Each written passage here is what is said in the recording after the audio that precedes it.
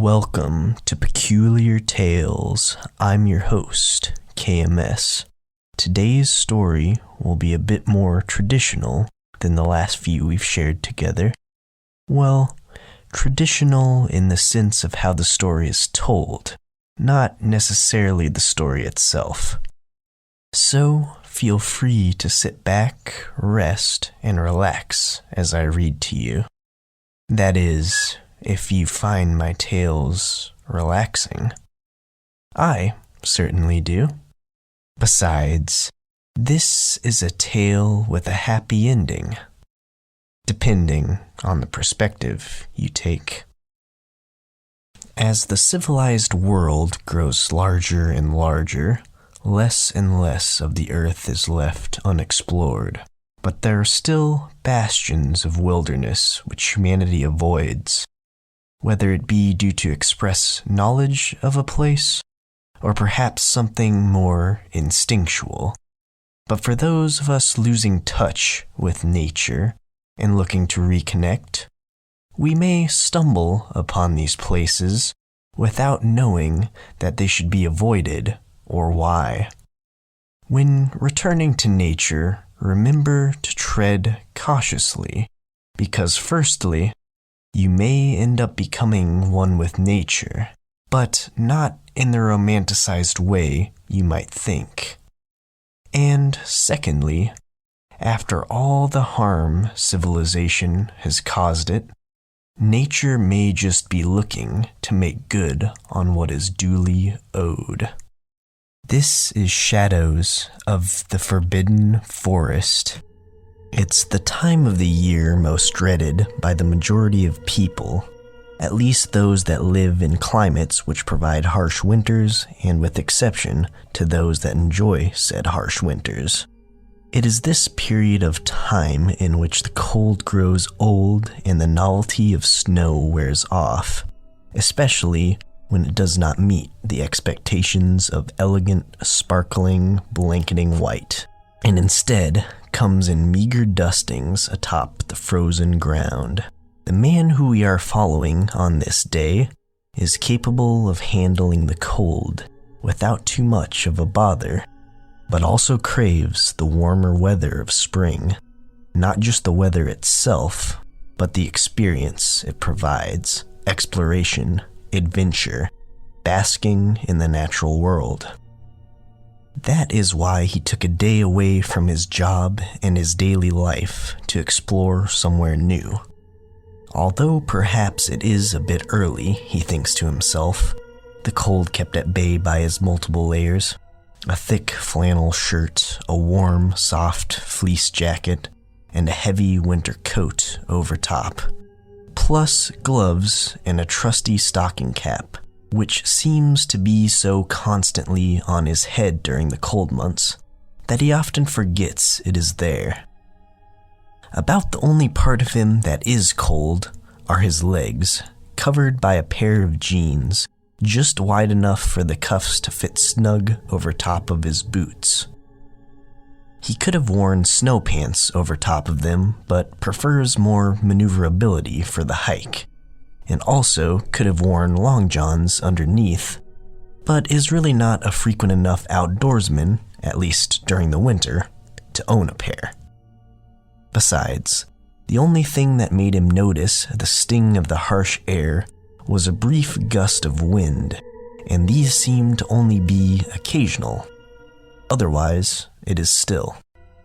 He looks up to the sky, lightly overcast, and wishes for a ray or two of sunshine to beam down over him and help warm his body temperature to a slightly more comfortable level. The sun is but a hazy, pale white disk, trying and failing to break through the clouds, and the scattered flakes of snow, floating almost weightlessly through the air, seem to say it will not be coming out anytime soon. The hiker returns his vision to the earth, looking at the sleeping skeletons of trees around him, their limbs thick, branching every which way and jagged. Like plenty of trees, he figures they would look much more beautiful with their leaves on them, and perhaps, he thinks, even better with some fragrant spring blooms. The hiker then turns his eyes back to the path ahead of him, if it can even be called that. It is the only track he could find, and he is still unsure if it was created by other hikers or animals. No matter who the creator, the path seems rarely traveled. About the only way to distinguish it from the rest of the forest floor is the fact that there are slightly fewer frozen and snow-dusted leaves on it than the surrounding land. All is still and almost silent, besides the aforementioned occasional wind gust, the crunching of icy leaves underfoot, and, in the distance, the trickling of a stream which the hiker passed over some time ago and now runs somewhere off to his side. He was surprised to see the water still running, though the top was covered with a thin layer of ice. With a lack of footpath over it, he had to precariously hop across a few rocks to get to the other side. All in all, though, he thinks, it is a peaceful hike, and he is glad to be here, even in the cold. With all of the silence and little to no distractions, his mind begins to wander. He thinks of the drive he made earlier, trying to find these woods. Considering he had been to nearly every hiking trail, nature reserve, and forest around him, he wanted to find someplace new, someplace unique. After browsing the web and turning up no results, he simply pulled up a map instead, and after a bit of scrolling, zooming in and zooming out, he found a large, dedicated piece of land for forest called the Forbidden Forest. Although the name seemed rather ominous, he had heard plenty equally strange names for the natural preserves around him and thought little of it. It did not say the land was private and also showed a few trails crossing through the land. He decided to give it a shot. After a 30 or so minute drive and then maybe 15 or more of trying to find a trailhead or entrance, he came across the vague resemblance of the trail he is on now, down a dirt road with almost no houses scattered few and far between, and most seemingly left dormant until their residents returned with warmer weather. One house near where he found the entrance at the edge of the forest did have a resident who the hiker saw outside as he passed by, and then again as he began his journey down the trail. It was an older man with a large, ragged beard and balding head, moving some things from his car into his home. The man had cast the hiker more than a few glares, or at least was very curious about what the hiker was doing, and monitoring with an intense gaze. The hiker almost asked the man if it was in fact okay to make his way into the forest, but decided against this. His goal was to get away from people, escape into nature, not come in contact with some crazy old man. Besides, there were no signs telling him the property was private or to not go any further. So, even if somehow he did get into trouble, he had every excuse to get out of it just fine. He starts to think about the name Forbidden Forest and wonders why or how it came about. After finding it on the map, he did try to search the name online, but came up with very little information, not even an address for a trailhead or any instructions on how to get there or where to go. So, of course, there was no history lesson on it either. In a way, the lack of information was a good thing. It meant he would encounter less people, and thus far he had encountered no one beyond the ragged old man. In a way, though, the forest did seem forbidden, or at least abandoned. Although not eerie without thought, as he begins to examine the name and its meaning more intently, it does feel somewhat odd. The forest is almost too quiet. He realizes not only has he not seen any other humans on his journey so far, but no animals either. Not a single song from a bird, not the single scurrying of a squirrel, nothing. But he's letting his mind wander. He arrived in the forest in the midst of winter on a cold day. The animals are hibernating or trying to stay warm. Just as his thoughts begin to calm and he feels relaxation returning, his heart lurches and his body shudders as the neurons in his brain fire up and his nerves twitch to life instinctually. In amongst the haphazard tree branches and their jagged spines of trunks, which seem more threatening than he had previously viewed them, he swears he sees something, but quickly it vanishes. With his body frozen in place and the silence becoming more and more oppressive, he continues to watch, but sees nothing. With his heart still pounding, he begins to continue forward, thinking it must just be a trick of the mind. The branches must have just looked like something, or more like someone, in the corner of his eye. Yet, he thinks, the figure was not jagged and spiked like the trees, but more of a shadow, a dark wisp of mist, of smoke, of something in the shape of what seemed to be a person, or the silhouetted figure of one. His eyes continue to cast from side to side, feeling somewhat suspicious now, somewhat unnerved, both wanting to and hoping not to see the shadow again. He does see it again, just in the corner of his sight, and as he turns to get a better view, it is gone as if never there before.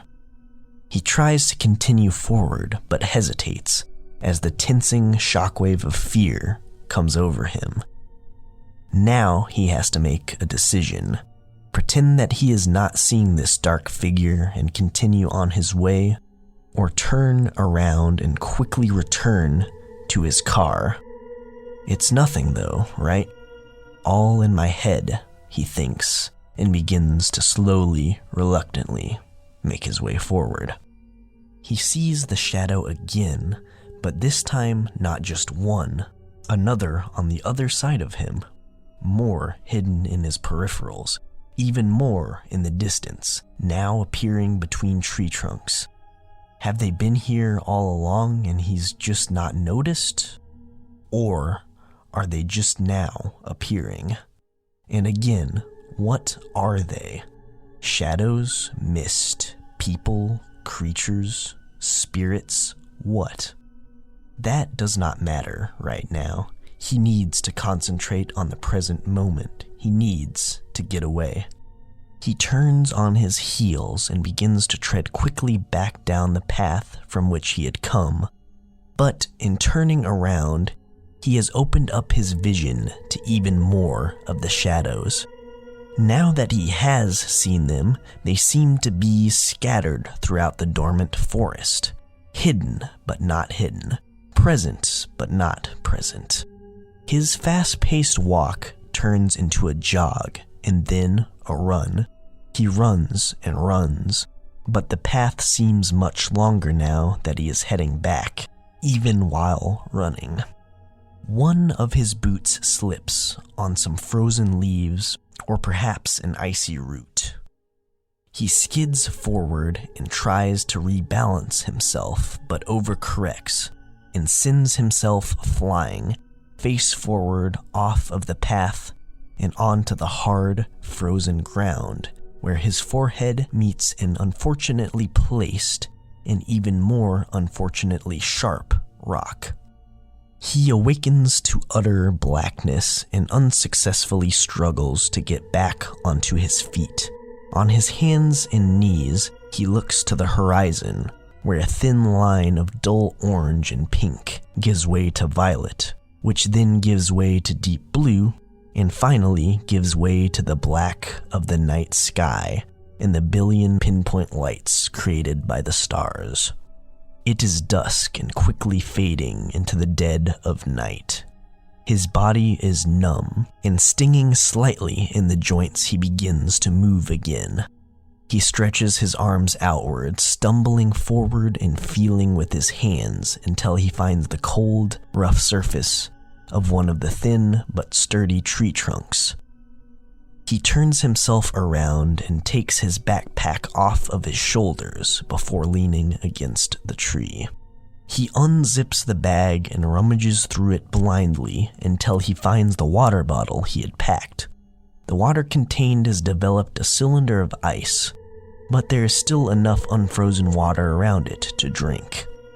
His body is so cold he barely feels the difference in temperature as it makes its way down his throat.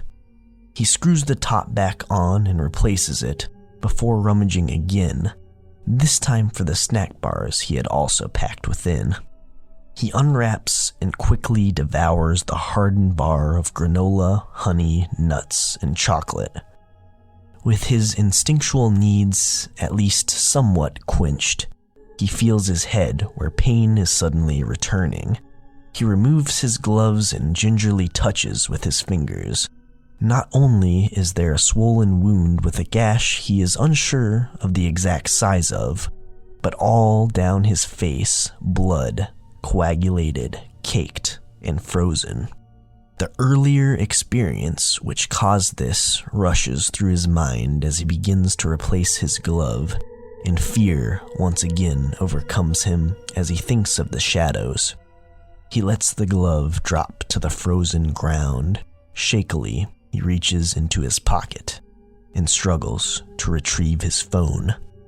With numb fingers, he is finally able to activate its light and lets out a horrific gasp. The area around him remains black, but not from lack of light, instead from the shadowy figures which surround him. Up close, he can see their faces, or lack of faces, really. Just a vague outline with pinpoints of somewhat lighter darkness where their eyes should be. A look of concern, that and maybe regret or sorrow, shows on each of these vague faces. But the hiker ignores this and attempts to get up and run. This is when he realizes he is unable to get up, not because of his injuries, but something holding him down. He points his phone light down to his legs. Vines or perhaps roots from the trees have sneakily wrapped and twined their way around his legs and now slowly creep up his torso. Soon only his arms and head are free, the rest of him being squeezed tighter and tighter. He takes a moment to stare at the shadows once more, still illuminated by his phone, and sees, or rather feels, the emotions displayed on their faces. He comes to a realization. The shadows were not there to harm him. In fact, they were trying to save him from his fate. They wanted to steer him back out of the forest before it consumed him, for they too had been its victims. Soon the hiker would become a shadow, and his body nothing more than sustenance for the forest, never to be found. Epilogue. As one of them, as a small part of a whole, the hiker, or that which was once the hiker, learns not through communication, as you and I would understand it, but through a symbiotic connection with each shadow, as well as all of the forms of life in which the forest contains, coming together to create one being in whole. Although the other shadows were concerned his life beyond the forbidden forest was cut short, he easily comes to terms with his fate, his new purpose, a much more basic, instinctual one, rather than the convoluted purpose or lack thereof in the life he ran away from on that fateful day of transformation. Not only did his physical form become life-bringing, life-sustaining food for the forest, its plants, and its animals, But now he is a guardian of the place, a protector of nature. Just as there are many sprawling metropoli of humanity that prey and feed on nature to sustain themselves, the forest preys and feeds on humanity to sustain it. An exchange as old as mankind itself, but one which leans more and more in favor of the humans. As one of the last remaining forests of its kind, the Forbidden Forest was once exalted by humanity, sacrifices given so they could take from it. But such exchanges have long been forgotten. Now the only way to keep humanity at bay is for the place to be frightening, desecrated, and evil, rather than sacred and holy. The shadow guardians of the forest keep back the humans bringing harm and entrap those foolish enough to travel too far into its depths. Yet they did not think the hiker was harmful or ready to be taken, but he believes he is ready.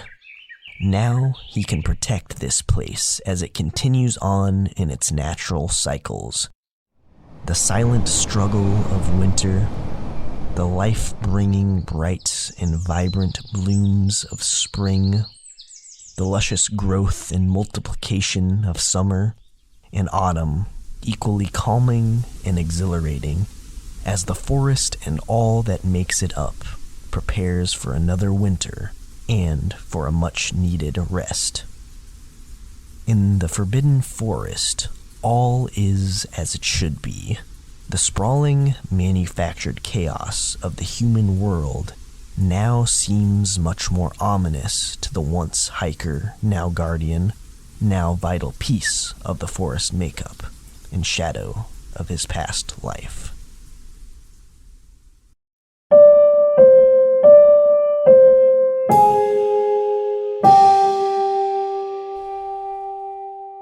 That was Shadows of the Forbidden Forest, and this is Peculiar Tales. I hope you enjoyed the story. If you did, please consider hitting the subscribe button below, leaving a like, a comment, and lastly, clicking the bell to be notified when the next peculiar tale in my collection is released. If you'd like to download this tale and others, click the Bandcamp link in the description below. It's free to download, but donations are greatly appreciated. You can donate directly to Peculiar Tales through the links also found in the description below. Thank you for joining me. I hope to see you next time.